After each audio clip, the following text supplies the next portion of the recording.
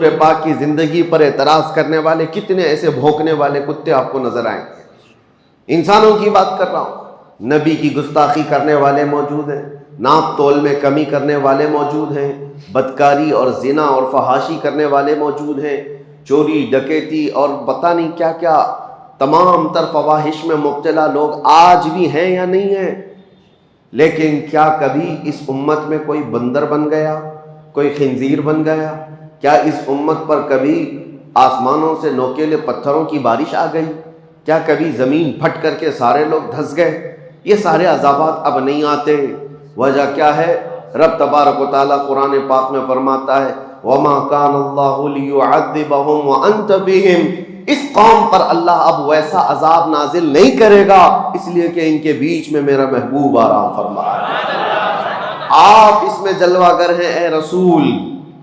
اب اس سے دو چیزیں ثابت ہوتی ہیں، یہ آیت سے دو چیزیں ثابت ہوتی ہیں۔ اللہ کیا فرما رہا ہے؟ ایسا عذاب ویسا عذاب نہیں آئے گا جیسا پہلے آتا تھا، اس لیے کہ وَأَنْتَ فِيهِمْ، وَأَنْتَ فِيهِمْ، حضور کو مخاطب کر کے اللہ فرما رہا ہے آپ ان کے بیچ میں ہیں، آپ ان کے درمیان میں ہیں۔ اب اس سے دو چیزیں ثابت ہوئی، ایک تو عذاب کا نہ آنا۔ اگر لوگ یہ کہتے ہیں کہ چلو حضور کو ہی اللہ نے مخاطب کر کے کہا تھا، حضور کے زمانے کے لیے کہا تھا، جب حضور موجود تھے تو اللہ فرما رہا ہے آپ ان کے بیچ میں ہیں۔ اب حضور کی جب وفات ہو گئی، حضور چلے گئے اپنی قبر پاک میں، تو اس کے بعد ایک 1300 سال سے زیادہ کا عرصہ گزرا کہ نہیں گزرا؟ اتنا لمبا عرصہ گزر گیا ہے تو پھر ابھی بھی وہ قانون باقی کیوں ہے؟ وہ حضور کے لیے کہا گیا تھا آپ ان کے بیچ میں ہیں، تو حضور جب تک تھے تو عذاب نہیں آنا چاہیے تھا۔ حضور جب تک ہیں کسی کو بندر نہیں بنایا گیا، حضور جب تک ہیں کسی کو زمین میں نہیں دھسایا گیا۔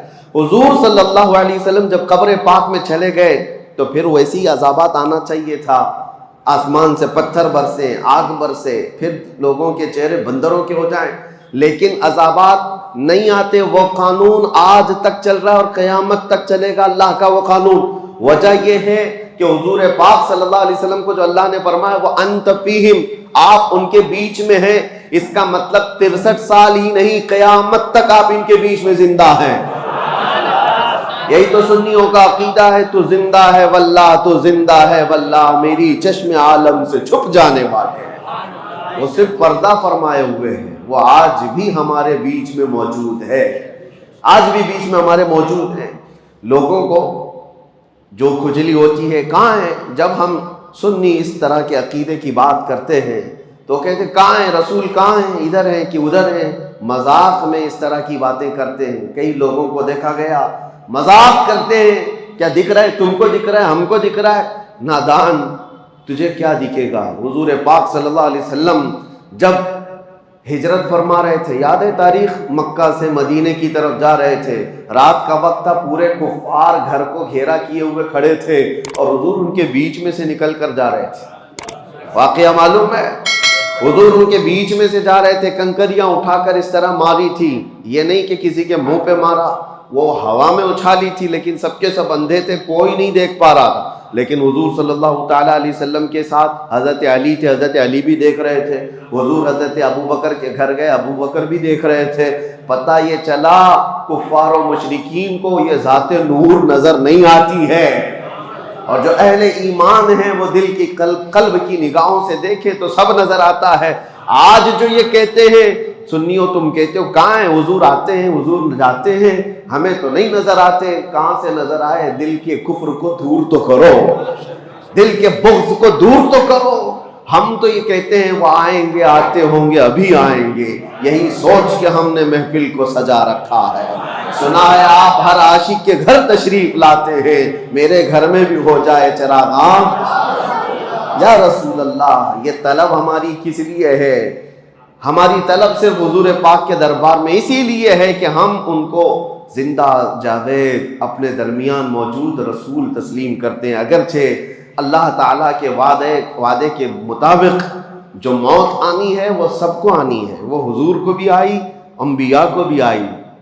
اجل آنی ہے، فقط اتنی کہ آنی ہے۔ انبیاء کو بھی اجل آنی ہے۔ اعلیٰ حضرت فرماتے انبیاء کو بھی اجل آنی ہے۔ اجل کس کو کہتے ہیں؟ موت کو۔ انبیاء کو بھی اجل آنی ہے مگر اتنی کہ فقط آنی ہے۔ آنی کا مطلب کیا ہوتا ہے؟ آن ایک سیکنڈ کو کہا جاتا ہے، ایک سیکنڈ کو آن کہا جاتا ہے۔ اور اعلیٰ حضرت فرما رہے ہیں انبیاء کو بھی اجل آنی ہے مگر اتنی کہ فقط آنی ہے، ایک سیکنڈ کے لیے آنی ہے، اس کے بعد ان کی زندگی ہے۔ آج ہمارے درمیان حضور پاک صلی اللہ تعالی علیہ وسلم کی بعثت اور ان کی ولادت پاک کا 1500 سالانہ جشن منایا جا رہا ہے۔ یہاں بہت ساری باتیں آتی ہیں۔ کچھ لوگ کہتے ہیں کہ دیکھو روایات تو بتاتی ہیں کہ حضور 8 ربیع الاول کو پیدا ہوئے تھے، کچھ کہتے ہیں کہ 12 کو، کچھ کہتے ہیں 17 کو، اختلاف ہے روایات میں۔ اعلیٰ حضرت نے بھی لکھا ہے، تو ہم سے بھی کہتے ہیں کہ آپ کمنٹس میں، میسیجز میں، کہ آپ 12 کو ہی پکڑ کے کیوں چلتے ہیں؟ ہم ان کو جواب دیتے ہیں میاں کوئی بات نہیں، آپ 8 کو تو منا لو، ہمیں 12 کو رہنے دو، اور ایک جماعت کو کہہ دو 17 کو منا لو، کسی جماعت کو کہہ دو 13 کو منا لو، تاکہ ساری روایتوں پہ ہو جائے۔ اور اگر آپ نہیں کہتے تو ہمیں اختیار دے دو، ہم 8 سے نہیں 1 سے شروع کر کے پورے ربیع الاول منائیں گے۔ نہیں منانا ہے، نہیں کرنا ہے تو اعتراضات الگ الگ، اور پھر اس میں ایک کوڑ زدہ دل کا کوڑ جس کا ہے، ایسا عقیدے کا کوڑ نکل کر کے آئے صاحب، انہوں نے کہا ارے 12 ربیع الاول شریف کو حضور صلی اللہ علیہ وسلم کی ولادت کا دن تو مناتے ہو، آپ کو پتہ ہے اسی دن حضور کی وفات بھی ہوئی، حضور کی وفات بھی ہوئی، حضور کے انتقال کا دن بھی ہے۔ تو آپ دوسرے بزرگوں کے جس طرح انتقال کے دن کو مناتے ہیں، کیا حضور پاک صلی اللہ علیہ وسلم کے وفات کا غم نہیں کر سکتے؟ 12 ربیع الاول کو آپ خوشیاں مناتے تو ہیں، سب سڑکوں پہ نکل آتے ہیں اور لبیک یا رسول اللہ کہتے ہیں، مرحبا مرحبا کہتے ہیں، لیکن آپ کو حضور کے دنیا سے جانے کا غم نہیں ہے کہ حضور اسی دن دنیا سے تشریف لے گئے تھے، حضور پاک صلی اللہ علیہ وسلم کی وفات ہوئی تھی۔ سنیوں کو کھینچ لینے کی باتیں کی جاتی ہیں، جذباتی باتیں، ایموشنل کر کے کہ ہاں حضور کی وفات پر کون ایموشنل نہیں ہوگا۔ لوگوں کو لگتا ہے کہ ہاں حضور اس دن انتقال کیے تھے تو ہمیں غم ہونا چاہیے، آج خوشی کس بات کی؟